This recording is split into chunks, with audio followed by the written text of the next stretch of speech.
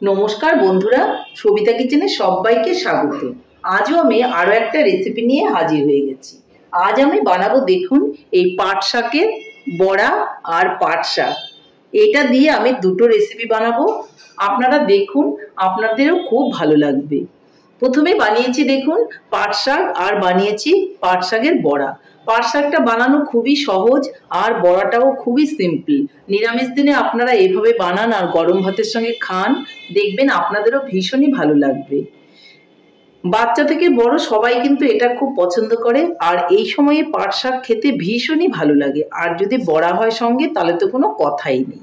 তাহলে আমি এই রেসিপিটা কি করে বানালাম সেটাই দেখে নেওয়া যাক। পাট শাকের রেসিপি বানাতে গেলে প্রথমে কিন্তু আমাকে পাট শাক নিয়ে নিতে হবে। দেখুন, পাট শাকের আমি আগাগুলো বেছে বেছে নিয়ে নিয়েছি। এই আগাটাই নিয়ে নেবেন, দেখবেন এই আগার পাতাগুলোই কচি থাকে আর খেতেও ভীষণই ভালো লাগে।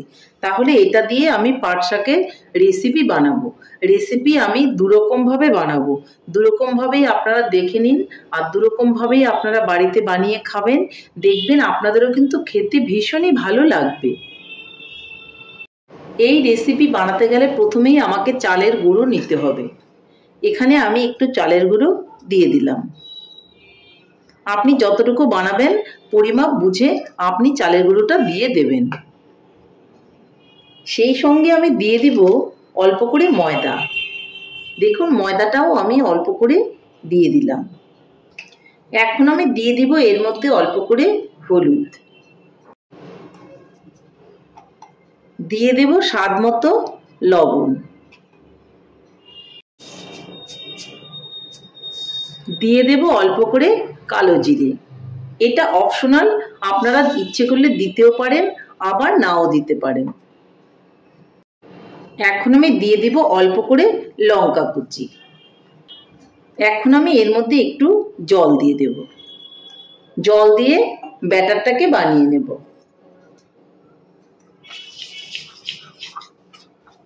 খুব পাতলা বা ঘন করা যাবে না, মিডিয়াম ভাবে কিন্তু করে নিতে হবে।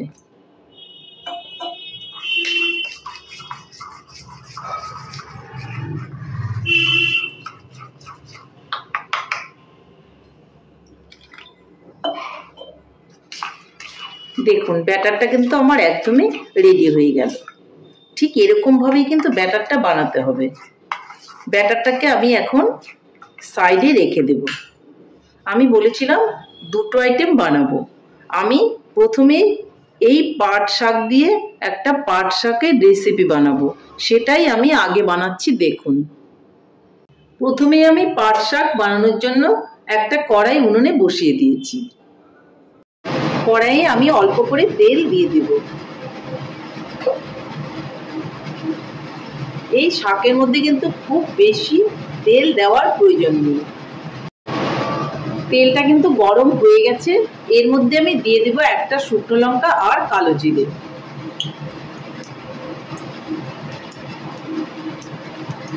শুকনো লঙ্কার থেকে যখন সুন্দর একটা গন্ধ বেরোতে থাকবে, এর মধ্যে আমি শাকগুলোকে দিয়ে দেব। ভালো করে একটু নেড়ে চেড়ে নেব। এর মধ্যে এখন দিয়ে দিব স্বাদ মতো লবণ। লবণটা কিন্তু খুব বেশি দেবেন না, তাহলে কিন্তু ভালো লাগবে না। আর সঙ্গে দিয়ে দেব একটুখানি হলুদ।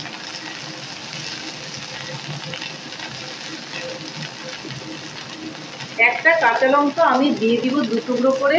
আপনারা ইচ্ছে করলে নাও দিতে পারেন শাকের মধ্যে লঙ্কা, এতেও কিন্তু খেতে ভীষণই ভালো লাগবে। এই পাট শাকের মধ্যে কিন্তু আমি একটুকু জল দেব না, একটুখানি দিয়ে দিব চিনি। ব্যাস, এটা দিয়েই কিন্তু আমি পাট শাকটা বানিয়ে নেব।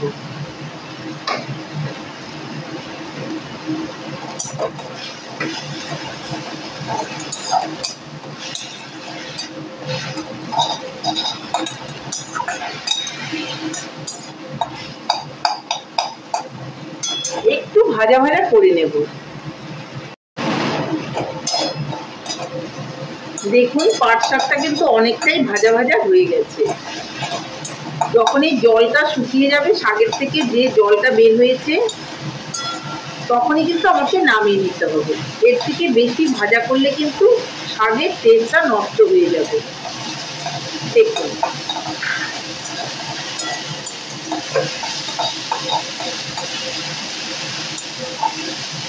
শাক কিন্তু ফাইনালি হয়ে গেছে। দেখুন, এখন আমি শাকটাকে তুলে নেব।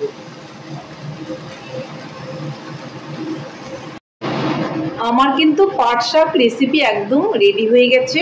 এখন উনুনে আমি একটা কড়াই বসিয়ে দিয়েছি পাট শাকের বড়া বানানোর জন্য। এই দুটো রেসিপি কিন্তু খেতে ভীষণই ভালো লাগে।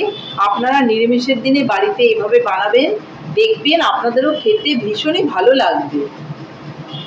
আমি পাট শাকের বড়ার জন্য কড়াইতে কিন্তু তেল দিয়ে দিব। এটা আমি সাদা তেল দিয়ে ভাজবো। আপনারা ইচ্ছে করলে সর্ষে তেলেও ভাজতে পারেন, তাতে কোনো রকম অসুবিধে নেই।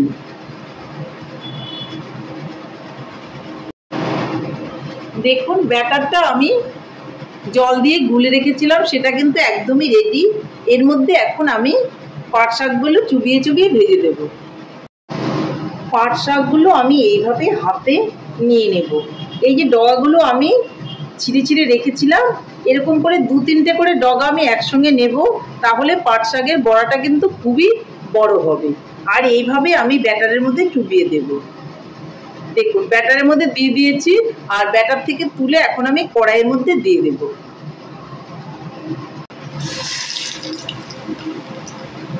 যত বড় ডগা হবে, বড়াগুলো কিন্তু তত লম্বা লম্বা হবে আর দেখতেও খুবই সুন্দর হবে। আমি একখানা বড়া কিন্তু দিয়ে দিয়েছি, সাইড থেকে আমি আরো একটা দিয়ে দিচ্ছি।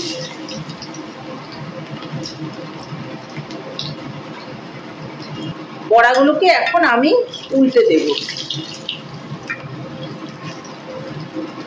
খুবই সুন্দর খেতে হয় বড়াগুলো, দেখতেও যতটা সুন্দর হয় খেতেও ততটাই সুন্দর হয়। এইভাবে আপনারা বড়াগুলো বাড়িতে বানান আর সবাই মিলে খান, দেখবেন আপনাদের খুবই ভালো লাগবে।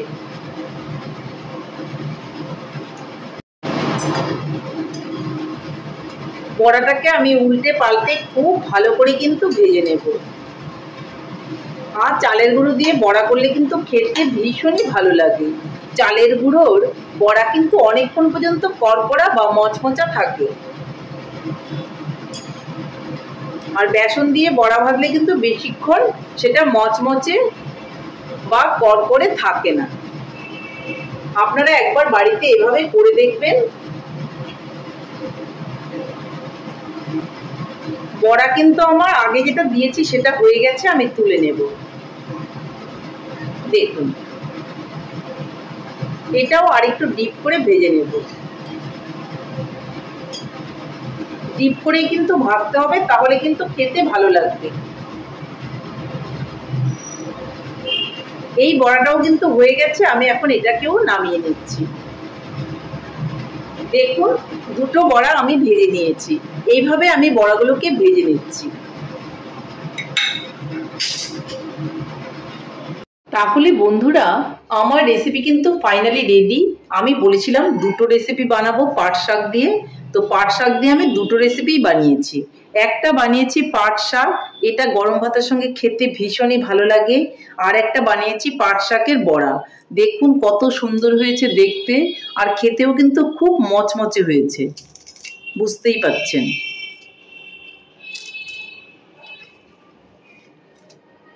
তাহলে এইভাবে বড়াগুলো আপনারা বানান আর সবাই মিলে খান। বন্ধুরা, আমার রেসিপিটা কেমন হয়েছে? আমার রেসিপি যদি আপনাদের ভালো লাগে তাহলে লাইক, শেয়ার, কমেন্ট করতে ভুলবেন না। আর আপনি যদি আমার চ্যানেলের নতুন বন্ধু হয়ে থাকেন তাহলে চ্যানেলটা সাবস্ক্রাইব করার অনুরোধ রইল। পাশে থাকা বেল আইকনটি প্রেস করে রাখুন আমার নিত্য নতুন রেসিপির আপডেট পেতে। তাহলে আর দেরি কেন, এভাবে বানিয়ে ফেলুন পাট শাক আর পাট শাকের বড়া, আর সবাই মিলে খান। খেয়ে বলুন কেমন হয়েছে। নমস্কার, ভালো থাকবেন, সুস্থ থাকবেন। আবার দেখা হবে আরো একটি রেসিপির সঙ্গে।